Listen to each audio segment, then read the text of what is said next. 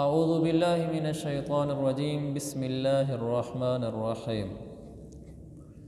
پارہ 23 سورۃ الصافات آیت نمبر 62۔ کل 61 تک پڑھا تھا۔ اللہ تعالیٰ فرماتا ہے اعوذ باللہ من الشیطان الرجیم اذالک خیر نزلا ام شجرۃ الزقوم انا جعلناها فتنة للظالمین انها شجرة تخرج في اصل الجحیم طلعها كأنه رؤوس الشیاطین فإنهم لآكلون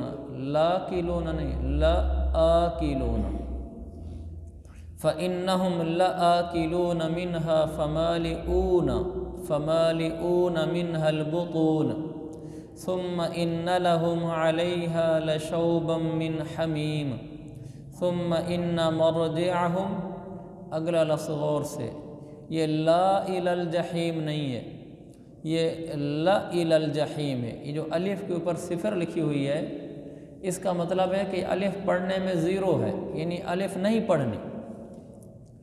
لا إلى الجحیم یعنی یوں سمجھ رہے لام زبر لا اور آگے الا لکھا ہوا ہے، کیونکہ اگر اس کو لا پڑھ دیں گے تو بالکل ترجمہ الٹ ہو جائے گا۔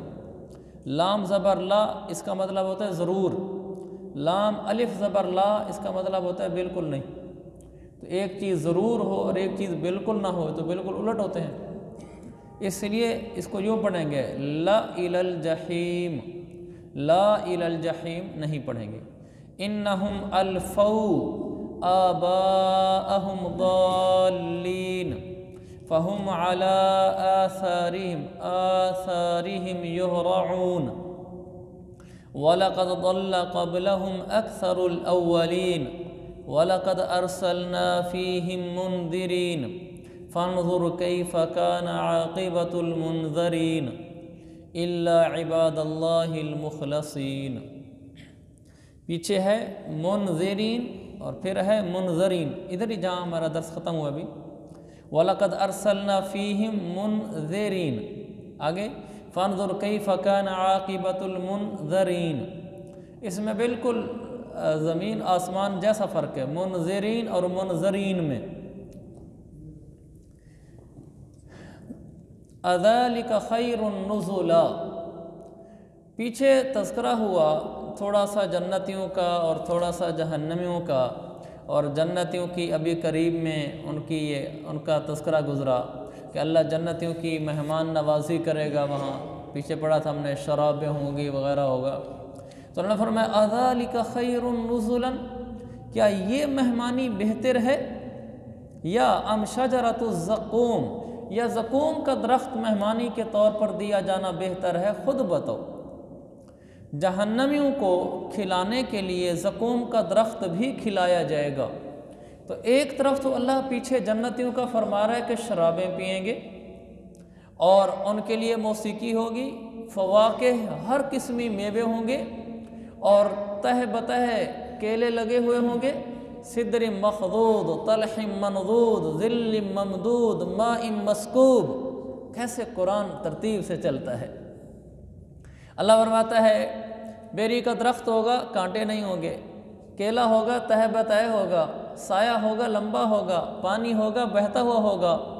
پھر اللہ فرماتا ہے فاکہۃ کثیرہ، پھل ہوں گے شمار میں نہیں آئیں گے، لا مقطوعہ ولا ممنوعہ، نہ روک ٹوک ہوگی نہ ختم ہوں گے۔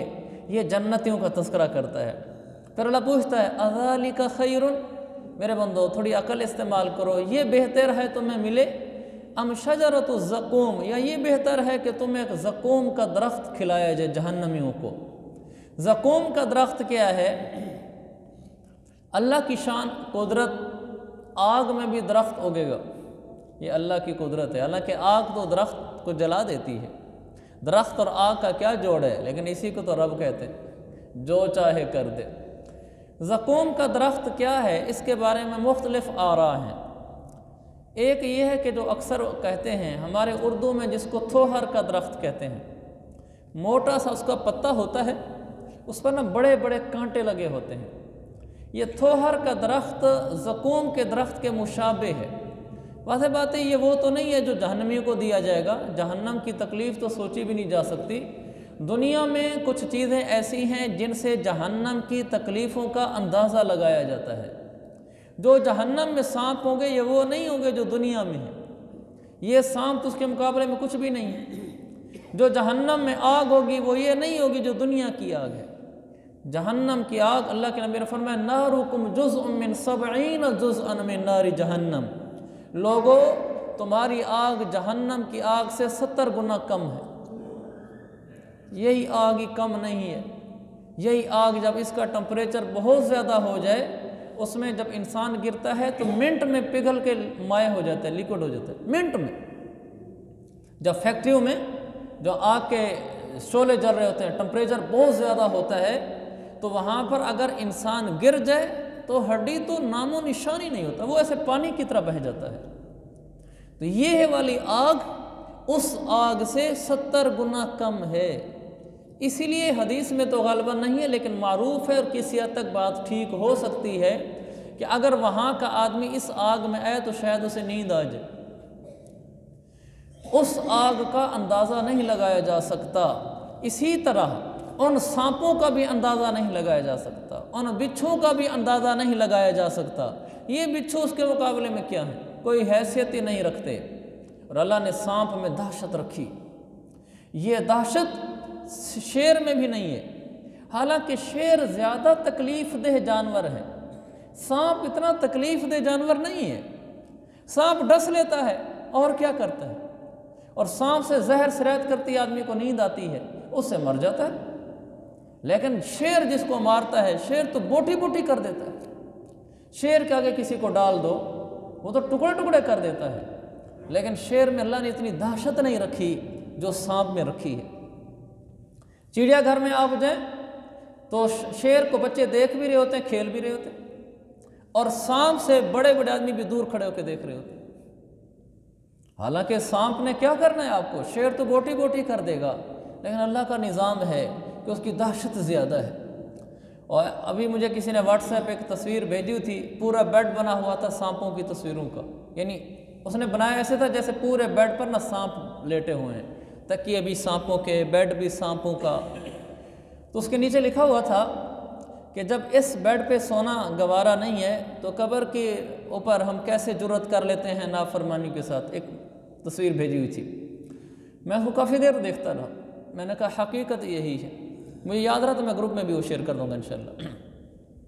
میرے عزیز بھائیو، ہم دنیا کے سانپوں والے، ہم اسی کا تصور کر لیں جو ہمارے گھر میں بستر ہے، بیڈ ہے، چارپائی ہے، اس کے اوپر سارے سانپ لٹا دیں، تکیے کے اوپر بھی سانپ لٹا دیں، اور جو کٹہرا ہوتا ہے بیڈ کا اس کے اوپر سارے سانپ لگا دیں، پھر مجھے کہا جن سانپوں کے اوپر لیٹ، جسم میں جھرجھری آ جاتی ہے، سوچنے سے بھی جھرجھری آ جاتی ہے۔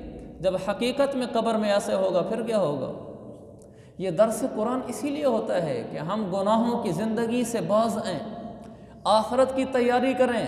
ایسا نہ ہو کہ ان سانپوں پہ سونا پڑ جائے، پھر ہم کہیں گے ربنا ابصرنا، اللہ آنکھوں سے دیکھ لیا ہے، فرجعنا، واپس بھیج، نعمل صالحہ، نیک بنو گا۔ اللہ فرمائے گا اب نہیں، انما هو کلمۃ ہی قائلها، انہا کلمۃ ہوا قائلها، کا باتیں ہیں کرتا رہے، اب نہیں واپس بھیجنا تجھے۔ میرے عزیز بھائیو، پہلے آنکھیں کھل جائیں ہوش کی تو اچھا ہے، ورنہ قبر میں تو سب کی ہی کھل جائیں گی۔ تو اللہ فرماتا ہے جب یہ آئیں گے شجرۃ الزقوم، ان کو زقوم کا درخت کھلایا جائے گا۔ کیسا درخت ہے؟ پہلے درخت کے بارے میں ایک جملہ کہا، انا جعلناها فتنة للظالمین، ہم نے ظالم لوگوں کے لیے اس درخت کو آزمائش بنایا ہے، امتحان بنایا ہے۔ وہ کیسے؟ کہ اللہ نے کہا کہ جہنم میں درخت ہوگا، امتحان ہے کہ آدمی انکار کرنے لگ جاتا ہے کہ جہنم میں اور درخت ہے تو جوڑ ہی کوئی نہیں، آگ میں تو درخت ہوتے نہیں ہیں، لہذا قرآن جھوٹا ہے۔ یہ آزمائش ہے۔ اسی لیے جب یہ آیت اتری تو ابو جہل آ گیا، کہنے لگا محمد کیا کہا ہے تمہارے رب نے کہ جہنم میں درخت ہوگا، شجرہ درخت کو کہتے ہیں، درخت ہوگا زقوم کا۔ تو اپنے ساتھیوں کو کہنے لگا مذاق اڑانے کے لیے، زقوم تو کہتے ہیں مکھن اور کھجور کو، چلو مکھن اور کھجور جہنم میں ہوگا، ہم بھی کھائیں گے۔ اس نے مذاق اڑایا۔ अल्लाह ने फरमाया हमने इसको आजमाइश बनाया है कि कौन इसमें कामयाब होता है, कौन नाकाम होता है, कौन अकल के घोड़े दौड़ाता है और ये कहता है कि आग और दरख्त का क्या जोड़ है, लिहाजा ये गलत है, और कौन अकल के घोड़े नहीं दौड़ाता, ग़ुलामी रसूल के आगे सर झुका देता है और वो कहता है कि अल्लाह के नबी ने कुरान में बताया है, लिहाजा हक़ और सच है, अकल को नहीं देखूँगा बल्कि ये देखूँगा कि मेरे नबी ने क्या कहा है।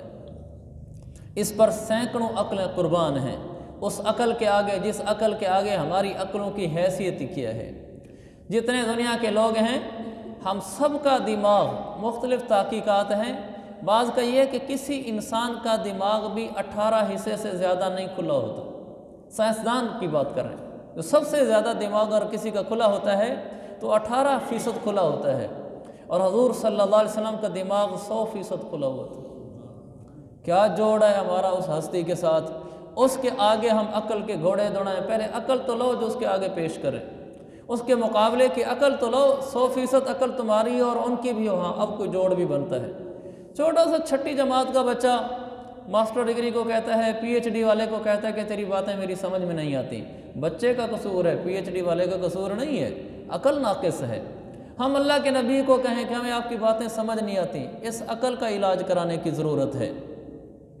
इसलिए फरमाया ये आज़माइश है। या अल्लाह, हम इस भरे मजमे में तेरी बारगाह में अर्ज़ करते हैं कि हम इस तेरी बात को कबूल करते हैं, हमें इस पर कोई एतराज़ नहीं है। हम दिल की गहराइयों से कहते हैं कि तू ऐसा कादिर मुतलक है, तो आग में दरख्त को पैदा कर सकता है और दरख्त को ठहरा सकता है, दरख्त को परवान चढ़ा सकता है। या अल्लाह, हम इस पर ईमान लाए हैं, इसलिए कि अल्लाह फरमाता है ये आज़माइश है ताकि हम आज़माइश में कामयाब हो जाएं। अल्लाह हमने इसको कबूल किया है। फिर आगे फरमाया कैसा दरख्त है कि इन्नहा शजरतुन तखरुजु फी अस्लिल जहीम, ये ज़मीन, ये जहन्नम की जड़ से निकलता है, नीचे से उठता है ऊपर की तरफ। तलउहा कअन्नहु रुऊसु शयातीन, इसके फल खोशे ऐसे हैं जैसे सांप का फन होता है। सांप कोबरा उठे अपने सब को, पूरे सर को फुलाकर फुंकार मारकर, आदमी बड़े से बड़ा बहादुर भी दिल भार बैठता है, किसी की जुर्रत नहीं होती। अगर कोबरा सांप सर फैलाकर खड़ा हो जाए तो बड़े से बड़ा बहादुर भी नहीं टिक सकता। उसकी दहशत अलहदा है, खौफनाकी अलहदा है, बदसूरती अलहदा है। अल्लाह ने फरमाया उसके सारे फल ऐसे ही होंगे। जब उसके फलों की तरफ देखोगे ऐसे होगा जैसे सांप कोबरा सर फुलाकर बैठा हुआ है कि अब तो इनकार करना है कर लो। जब जहन्नम में वो सांप के सरों जैसे फल तुम्हारे सामने आएंगे तो फिर क्या होगा, फ़इन्नहुम लआकिलून मिन्हा, तुम्हें वो खाने पड़ेंगे। फ़मालिऊन मिन्हल बुतून, सिर्फ खाने नहीं पड़ेंगे, तुम्हें इतने खिलाए जाएंगे कि तुम्हें पेट उसी से भरना होगा। उसका तो एक लुक़मा भी नहीं खाया जाता। गंदा हो शक्ल सूरत से, ज़ायके में कड़वा हो, कांटों से लदा हुआ हो, फिर उसको कहा जाए कि एक दफ़ा उसका चक मार कर एक लुक़मा बनाकर अंदर ले जाए, आदमी के जिस्म पे झुर्री आ जाती है। और अगर ये कहा जाए इतना खा, फ़मालिऊन मिन्हल बुतून, कि तेरा पेट इसी से भरवाएंगे हम। मेरे अजीज़ भाइयों, इन तकलीफ़ों का दुनिया में ना मैं तसव्वुर कर सकता हूँ ना आप कर सकते हैं। इसका एक ही हल है, हम इसको तस्लीम करें और डर जाएं, बस फिर तो इनसे बच सकते हैं। और अगर हमने अल्लाह की इताअत वाली ज़िंदगी ना गुजारी फिर हम इससे नहीं बच सकते। फिर जहन्नम में जाकर पछताने का कोई फ़ायदा नहीं होगा। मौत अचानक आ जाती है, चल सो चल का जहान है, बड़े लोग चले गए हम भी चले जाएंगे।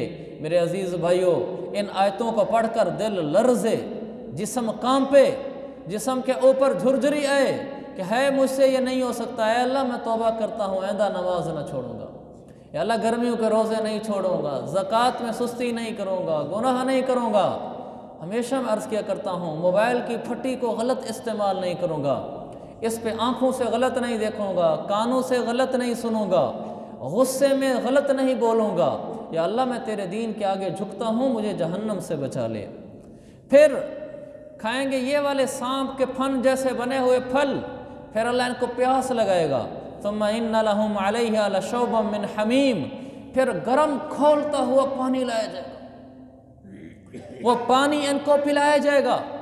پہلے کھایا وہ کانٹے دار، بدمزہ، کڑوا، ہر قسم سے برا وہ پھل کھلایا جائے گا جس کا ایک لقمہ بھی اندر اتارنا ناممکن ہے، اس دنیا میں نہیں اتر سکتا، کیونکہ وہ کانٹے دار ہے اور بڑے بڑے اس کے کانٹے ہوتے ہیں۔ وہ گلے سے جب اترے گا تو وہ اتر نہیں سکتا، اتروایا جائے گا۔ اور پھر اس کے اوپر پانی پئیں گے، وہ مانگیں گے پانی پانی، سقو ماء حمیما، کہیں گے پانی پلاؤ، اللہ فرمائے گا فرشتوں کو لے آؤ پانی۔ کون سا پانی ہوگا؟ لشوبا من حمیم، کڑھا کے اندر پانی ڈال کر اس کو ابالا جائے گا۔ اتنا کھولتا ہوا پانی ہوگا کہ اگر اس میں کوئی زندہ چیز ڈالی جائے تو وہ گرتے ہی بھن جائے۔ ایسا گرم پانی اٹھا کر ان کے منہ کے قریب لایا جائے گا۔ جب ان کے منہ کے قریب آئے گا، قرآن میں آتا ہے ان کے ہونٹ یہ سب جل جائیں گے، پھر یہ اندر اتارے گا۔ فقطع امعاءہم، جب اندر گئے گا تو آنتنی کے ٹکڑے ٹکڑے کر کے پخانے کے راستے سے باہر نکال دے گا، لیکن یہ پھر کہے گا پانی پانی، پیاس نہیں بجھ رہی۔ فرشتہ آئے گا، اس کے پخانے کے راستے سے جو آنتنیاں کٹ کر باہر نکلی ہیں گندگی کے ساتھ، وہ اٹھا کر دوبارہ اس کے منہ میں ڈال دے گا۔ یہ ایسے ہی پیاس پیاس کرتا رہے گا، فرشتہ اس کو ایسے ہی کھلاتا رہے گا، جسم اس کا جلتا رہے گا، دوسرا چمڑا چڑھایا جاتا رہے گا۔ کلما نضجت جلودہم بدلناہم جلودا غیرہا، اللہ فرماتا ہے جب ان کی ایک دفعہ کھال اتر جائے گی، جل جائے گی، ہم اس پر نئی کھال لگا دیں گے تاکہ پھر جلے، وہ پھر جل جائے گی۔ ہم بدلناہم جلودا غیرہا، ہم اس کو بدلے میں ایک اور کھال لا کر رکھ دیں گے، ایسے ہی جلتا رہے گا، تڑپتا رہے گا۔ لیکن الموت، آج موت ہے، خلود لا موت، ہمیشہ کا رہنا ہے کہ موت کو بھی موت ہے۔ اسی طرح یہاں ایسے ہی تکلیف میں رہو گے، اس جہنم سے باہر نکلنے کا کوئی راستہ نہیں۔ حل الی خروج من سبیل، قرآن یہ کہیں گے اے اللہ باہر نکلنے کا کوئی راستہ ہے؟ حل الی مرد من سبیل، واپس جانے کا کوئی راستہ ہے؟ اللہ فرمائے گا کبھی نہیں نکلے گو، کبھی نہیں نکلو گے۔ میرے عزیز بھائیو، یہ جہنم ایک حقیقت ہے، اس میں لوگ جائیں گے، آنکھوں سے دیکھیں گے۔ جو آج قرآن میں ہم پڑھتے ہیں یہ آنکھوں کے سامنے آئے گا۔ ثم ان مرجعہم لإلی الجحیم، ان کو پھر جہنم میں لایا جائے گا۔ اس پر بعض مفسرین نے لکھا ہے ان کو تکلیف در تکلیف مراحل سے گزارا جائے گا۔ آگ میں جل رہے ہوں گے، جلتی آگ میں ایک طرف کریں گے تو یہ سمجھیں گے کوئی راحت پہنچنے لگی ہے، کیونکہ اب آگ سے ایک طرف کر رہے ہیں۔ وہاں ان کو یہ تھوہر کھلائیں گے اور یہ کھولتے ہوئے پانی پلائیں گے، اور یہ ساری تکلیف جب ہو جائے گی پھر پچھلی جہنم والے حصے میں ڈال دیں گے۔ اس کا تصور نہیں ہے میرے عزیز بھائیو، اس سے بہتر ہے کہ بس آج ہی دل کانپ جائے تو اچھا ہے۔ آج نہ کانپا تو موت تو آنی ہے۔ اس تلمبہ میں پہلے بھی بڑی دنیا رہی ہے، ہمارے بعد بھی بڑی دنیا آباد رہے گی، یہ بازار آباد ہوتے رہیں گے۔ ہمیں اس دنیا سے کیا غرض، ہم چلے جائیں گے، ہمیں کیا جو تربت پہ میلے رہیں گے، تہ خاک ہم تو اکیلے رہیں گے۔ بہن بھائی سب آ کے رویا کریں گے، عزیز و اقربا جان کھویا کریں گے، ہمیں آنسوؤں میں ڈبویا کریں گے، پڑے بے خبر ہم تو سویا کریں گے۔ ہمیں کیا جو تربت پہ میلے رہیں گے، تہ خاک ہم تو اکیلے رہیں گے۔ امیروں کے ڈیرے گلزار ہوں گے، رئیسوں وزیروں کے دربار ہوں گے، پر اہل تماشا سے بازار ہوں گے، پر ہمارے لیے سب یہ بیکار ہوں گے۔ ہمیں کیا جو تربت پہ میلے رہیں گے، تہ خاک ہم تو اکیلے رہیں گے۔ غریب ہوں گے، غنی گھرانے بھی ہوں گے، دیس ہوگا مسافر خانے بھی ہوں گے، شادیاں ہوں گی شامیانے بھی ہوں گے، محفلیں ہوں گی آنے جانے بھی ہوں گے۔ ہمیں کیا جو تربت پہ میلے رہیں گے، تہ خاک ہم تو اکیلے رہیں گے۔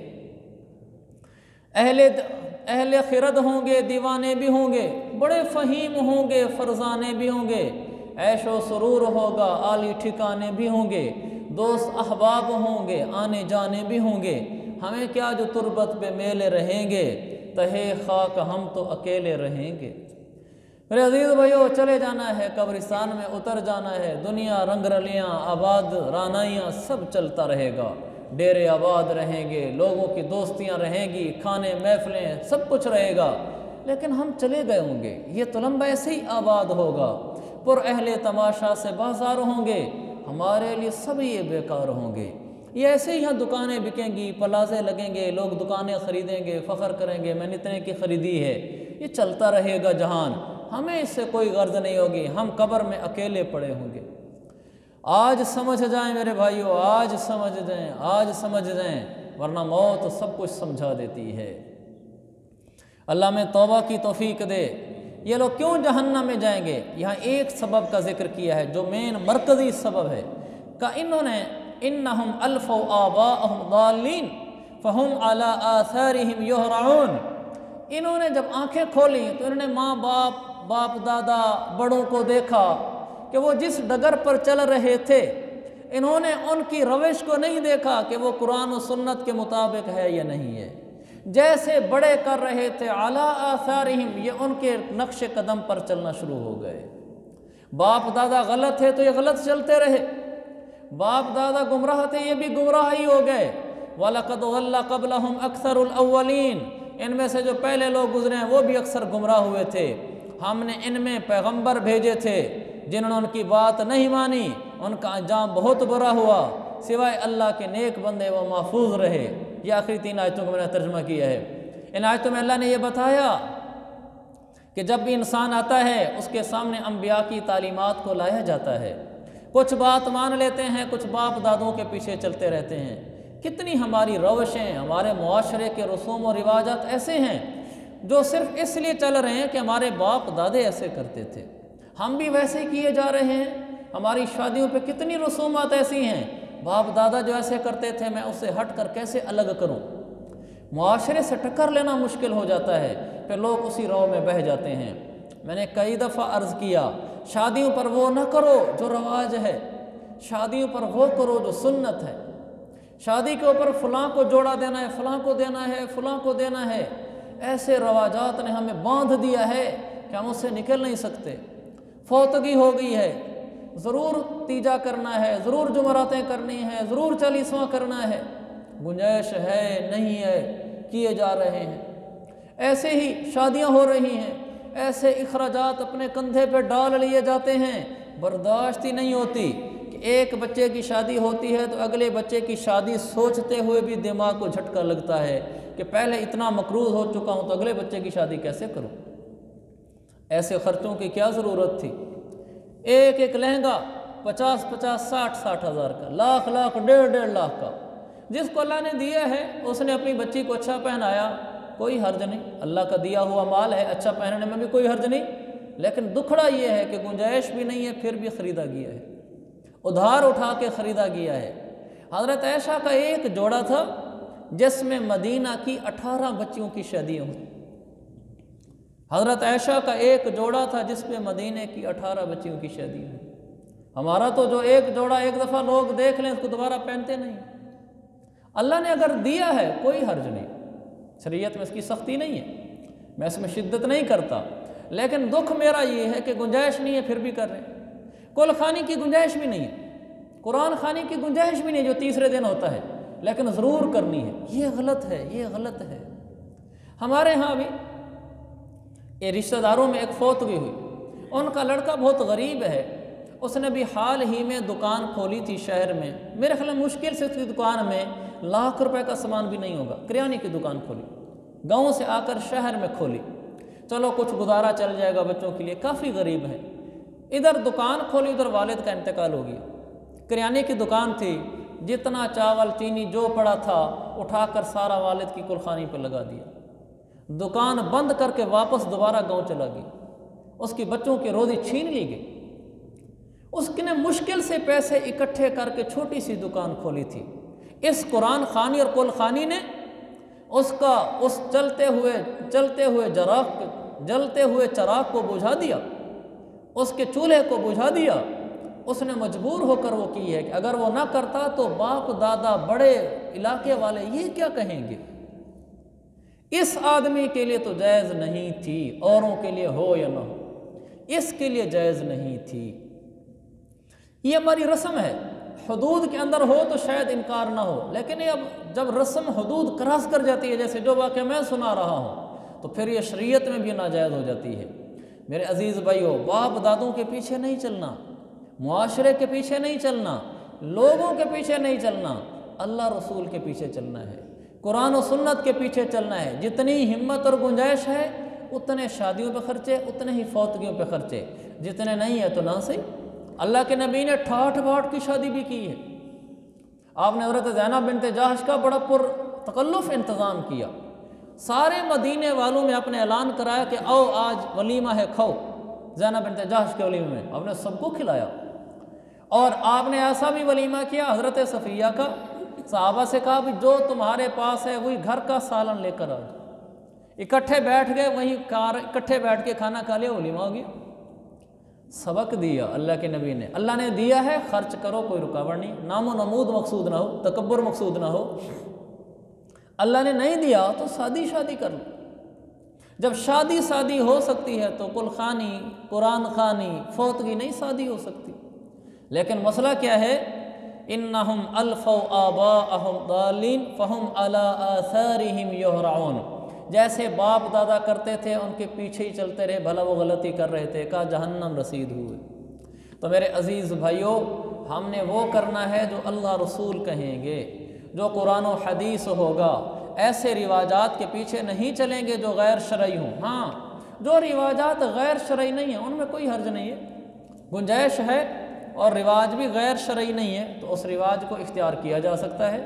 جیسے ہمارے ہاں سیج بناتے ہیں، پھولوں کی، کمرے کے اندر سیج لگا دی گئی، اللہ کے نبی کے زمانے میں نہیں لگائی گئی، یہ ایک رواج ہے لیکن غیر شرعی نہیں ہے، گنجائش ہے تو کر لو۔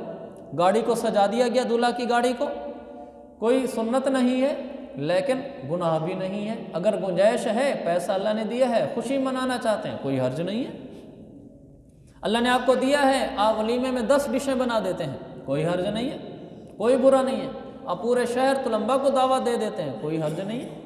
لیکن نہیں دیا ناک رکھنے کے لیے، پھر آپ قرضے اٹھا رہے ہیں، یہ غلط ہے۔ پھر تو شادی سستی بھی ہو سکتی ہے، پھر اس کے مطابق کر لیں۔ اللہ تعالی ہمیں دین کی سمجھ عطا فرمائے۔ سنت کورس